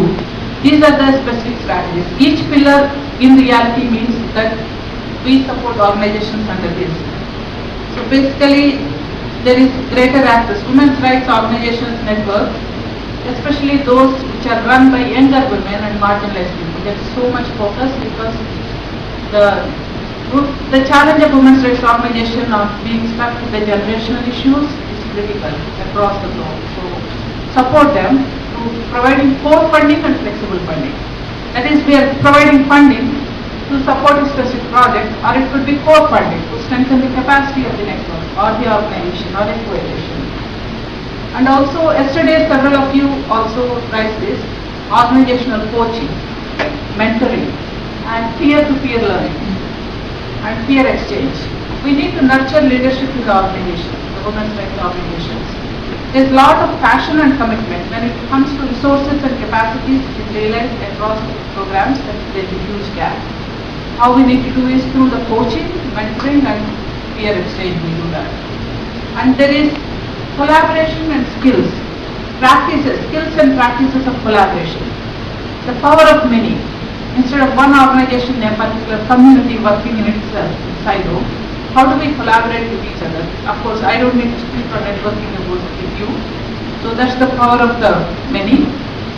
And also participation in collective reflection, action and peer learning process. We are working in a context of strong patriarchal culture. So provide spaces for reflection, collective action to address those challenges. And strengthen the practices of self-care. What do you mean by self-care? Self and collective care. What comes to your mind when you say self-care? And building relationships and trust within the organizations. This seems very trivial, but it is very key for organizations. Promoting initiatives to do that. So these are different strategies that we engage to support, build networks, platforms, and women's rights organizations. I'm just taking you through some of these examples. So second one is around building individual knowledge for collective impact.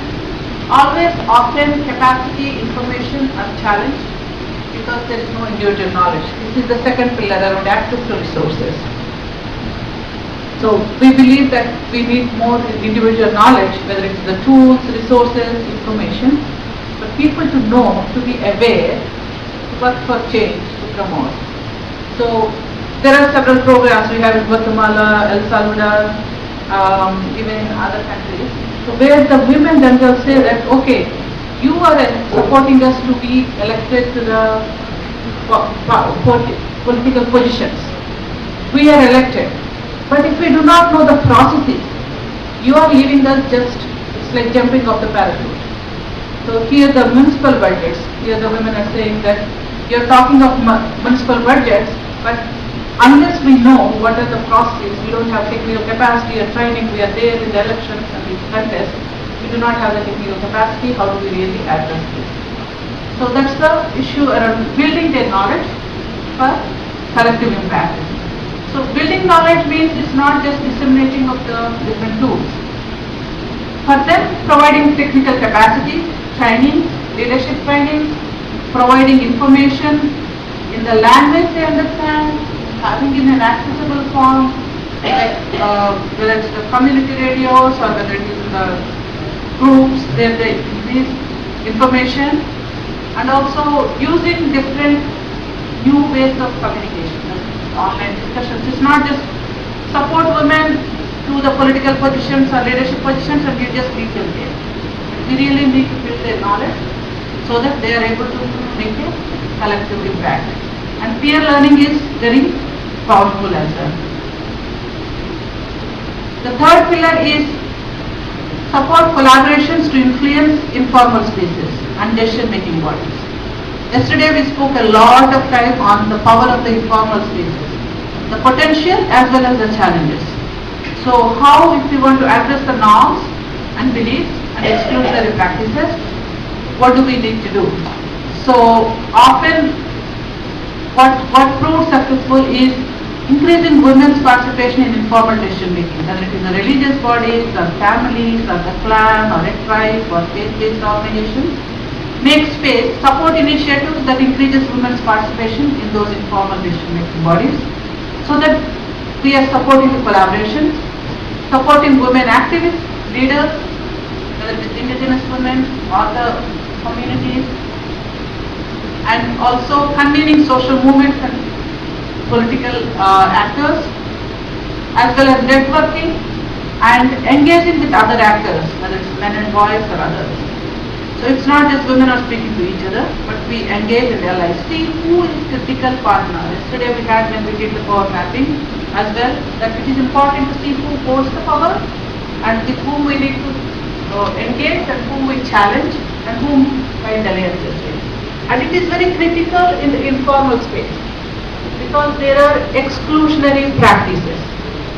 There are exclusionary practices for women, so it is important to create an enabling environment for women so that women are participating. So it's not enough if I decide to run the political office or if I want to be leader of my community.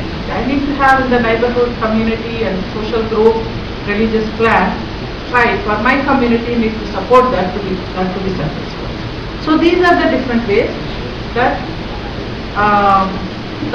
promote, these are different strategies to promote informal decision making spaces. On the formal decision making bodies, I think Nima also knows this. Nigeria. So, can you go ahead? So this is the work of formal decision making bodies that we work with. So there are examples where in other Rising Her Voice program that we work with the legislators, people who are contesting elections, and elected councillors, where we try to influence the local women's rights organizations. You can see the details. That they sign bills in favor of addressing the rights of violence against women or to have for women's land rights. So it is important to engage with people in the key political positions, executive positions. So we support network of organizations. How do we work? We means International Community Women's Rights Organizations. We work as a supported collaboration to influence the spaces. Because addressing institutions, process and policies and their implementation, we are able to influence only as a network. So supporting that, supporting the network, supporting the collaboration to influence these spaces is another way. So how these are then more on the accountability, the fifth pillar. You're just asking what does it mean. So these are certain ways. How do we hold them accountable? Is advocate for women's rights only. Where the key question in women's rights and women's leadership is money, resources. Where are the women, where is the money? So basically hold the organizations and the people in the position of power and executives responsible to find the resources. It's not just your speech on how women's rights are important, but do you match your commitments with the resources? So holding them accountable for the resources and also system and spaces that promote accountability.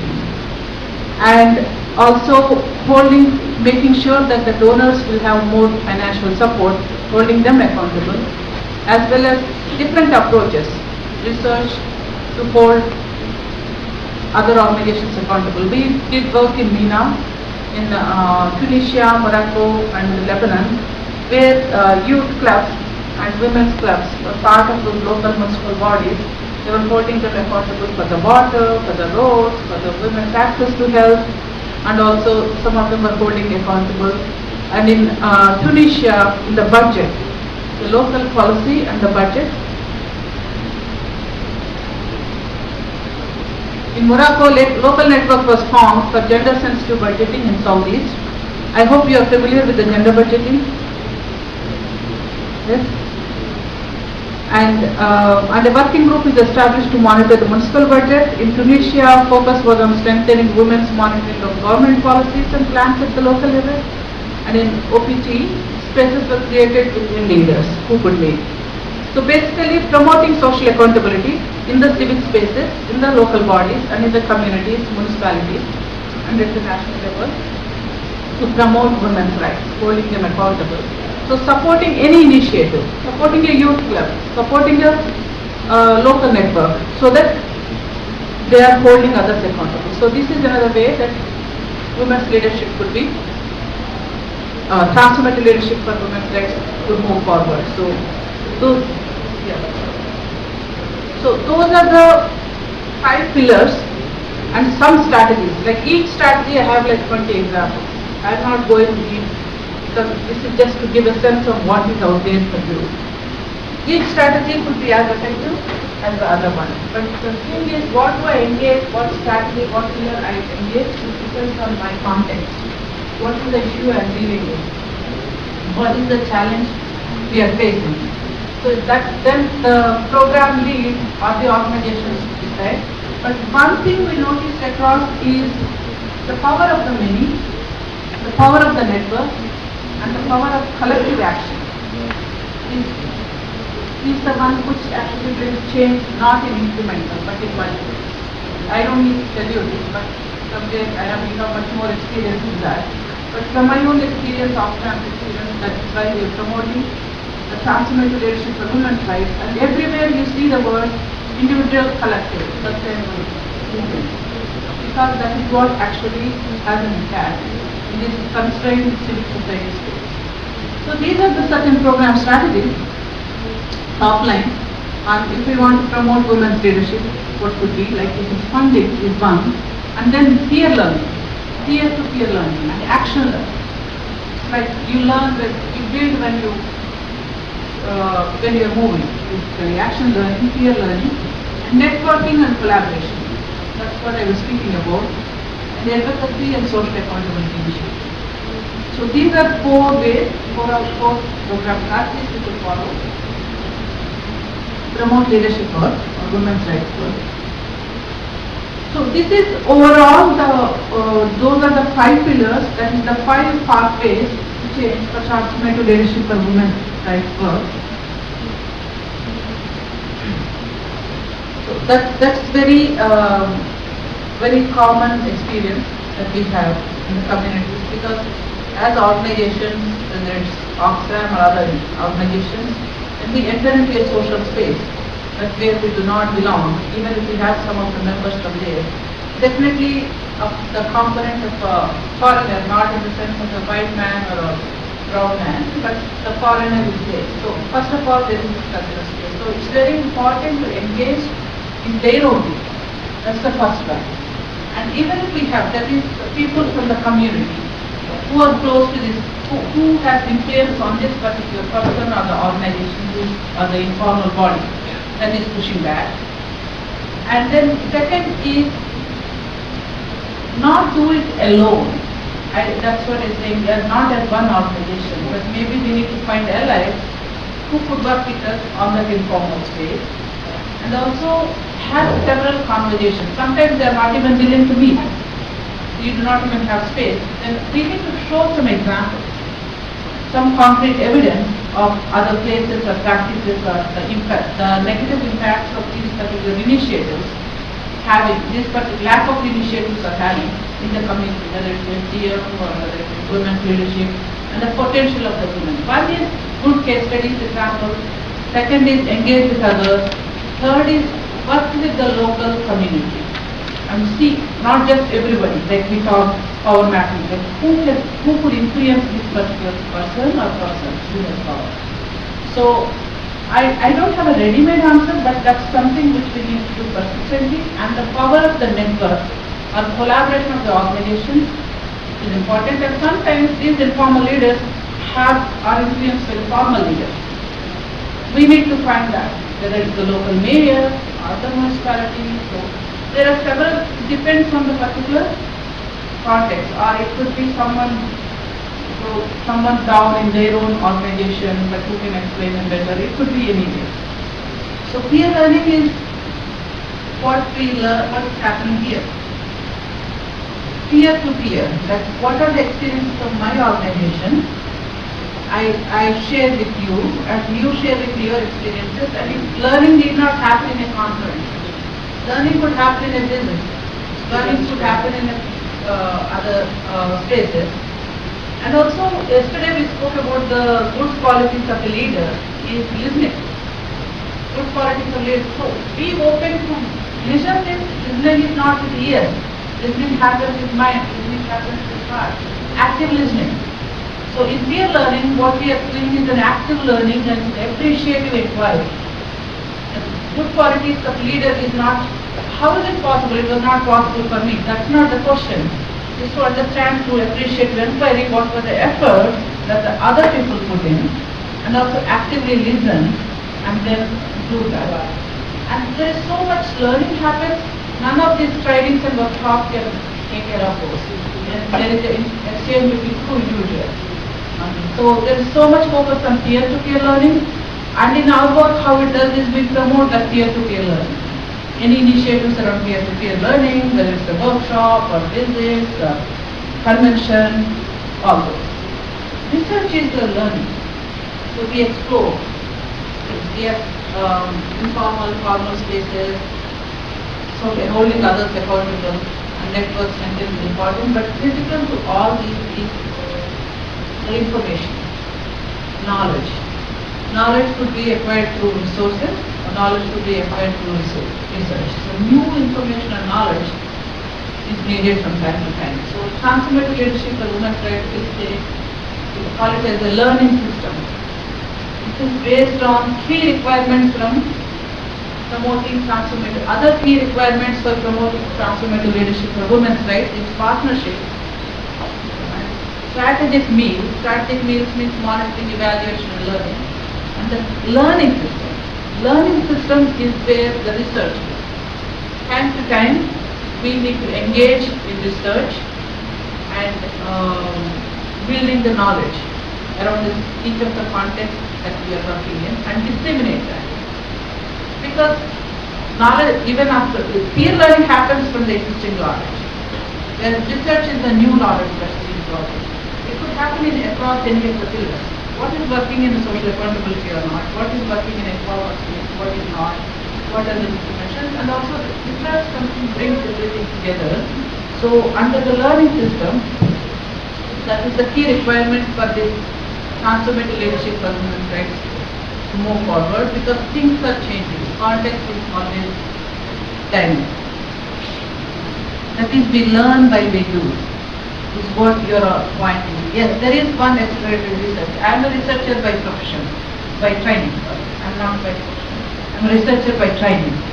So we do a lot of academic research, but again, action research is something that is needed for something like women's rights work. Because do we have data on women and men, on how many women are in different sectors? Data is a huge gap. Do you agree? No? Yes, it's obvious, right? So then qualitative research is important for us. Qualitative research, and also you said most significant change. Yes. When change process happens, it's difficult to capture what changed in my life. Whether I is sending my children to the school, or I am able to make decisions in the household, or my husband is sharing the thoughts, or my brother is letting me speak, or I have a space in the community discussion. So it could be anything. So I need to identify what has been the most significant change. So that is one way that we could capture the learning. Then there are lessons learned, which happens in the peer-to-peer learning. So all this form the learning system that support this transformational leadership for women's rights work. Whoever is doing it, it's not just awesome. If we want to really do women's leadership work in multiple, not in incremental adding women, we need robust research. We need robust learning system based on our own experiences, not some academic in the university. So how organizations can be strengthened? Two ways. One, financial. Yes, more money is needed to engage more staff, or to pay rents, or to give trainings and all that. That is the funding part. It is very clear to all of us. But then the other part is the institutional capacity. In the organization, then then we have different staff who have different kind of technical capacities. Some are monitoring and evaluation. Some, that is, strengthen the institution's ability to meet its vision, its objectives.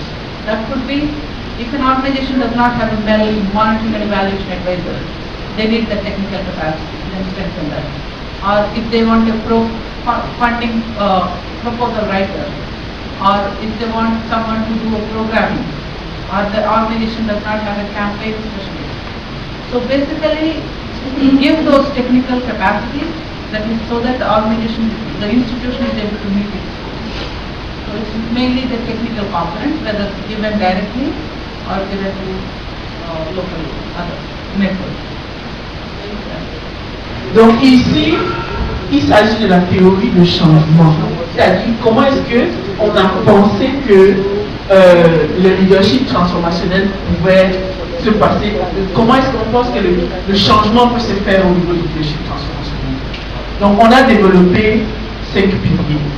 C'est-à-dire vous dire, pour qu'il puisse avoir un leadership transformationnel, voici ce qu'il faut faire.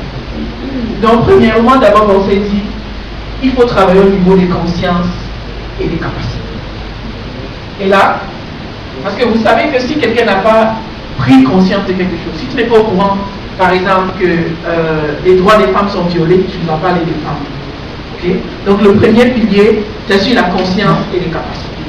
Et là-bas, ce qui est requis, c'est de développer les connaissances individuelles et les pratiques du leadership transformationnel en vue d'un impact collectif.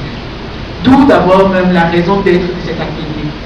Donc dans ce pilier, on demande que davantage des femmes s'impliquent activement dans les organisations de défense des droits des femmes et des organisations partenaires, mais que l'on puisse communiquer à grande échelle sur le leadership transformationnel. Donc ici, il y a une question de renforcement des capacités sur le leadership transformationnel, comprendre c'est quoi le leadership transformationnel. Et comme une participante disait hier, pouvoir aussi amener ça au niveau des communautés. Vous êtes ici à la première étape, on fait la formation avec les partenaires, mais vous pouvez amener ça à un deuxième niveau pour essayer de réaliser cet objectif-là. Donc par la suite, ce qui est requis pour pouvoir avoir un changement au niveau du leadership transformationnel, c'est de développer la durabilité des organisations, des réseaux et des plateformes de défense des femmes.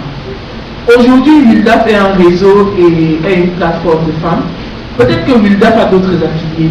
Sûrement, WILDAF se repose sur d'autres organisations au niveau de vos différents pays. Donc, ici, l'appel, c'est de pouvoir aller aussi à développer ces différentes alliances-là, qui sont des alliances stratégiques pour nous permettre d'atteindre l'objectif du leadership transformationnel. Et tout en visant des programmes qui défendent les droits des femmes. Bien, une fois que ça c'est fait, on dit, pour qu'il puisse encore avoir changement, il faut travailler au niveau des normes et des pratiques d'exclusion. On a discuté amplement hier sur les différents types de pouvoirs et comment est-ce que ces différents types de pouvoirs pouvaient impacter notre travail. Donc ici, au niveau du pilier 3, on vous demande de soutenir déjà d'abord le processus de changement, mais aussi de travailler en collaboration avec les différentes communautés. Mais nous aussi, les membres de la société civile internationale, on demande de créer un espace ou un environnement sûr pour la discussion, pour que la discussion puisse se passer. C'est-à-dire pour que la société civile puisse pouvoir échanger sur qu'est-ce qui peut faire avancer le leadership des femmes. Qu'est-ce qui est encore utile? Quelles sont les capacités? Quels sont les types de mentoring, de coaching dont on a besoin? Donc, oui. Et puis donc, ils ont dit aussi que on ne peut pas juste s'arrêter là si on veut vraiment voir le changement. Il va falloir avoir un quatrième pilier, c'est d'essayer de travailler sur les règles et les politiques. Donc, ici, c'est beaucoup plus le plaidoyer, la collaboration entre les différents groupes de femmes afin d'influencer les institutions, comme disait Kafri la dernière fois, influencer les politiques et les processus de décision formels ainsi que leur mise en œuvre. Donc notre rôle en tant que network de femmes, c'est de pouvoir aussi, comme on l'a vu au premier jour, aller regarder qu'est-ce que les politiques disent, quels sont les différents gaps qu'il y a au niveau des politiques et comment est-ce qu'on peut influencer les politiques afin de pouvoir pousser la question du leadership transformationnel, mais aussi la question des droits des femmes. Et enfin, pour finir, ils ont pensé que tout ceci serait très beau, mais il faudrait que ce soit durable. Donc ils ont pensé à un 5e pilier qui est de promouvoir un peu la responsabilité, la redevabilité, de manière à ce que les systèmes que l'on met en place puissent assurer cette redevabilité et cette durabilité.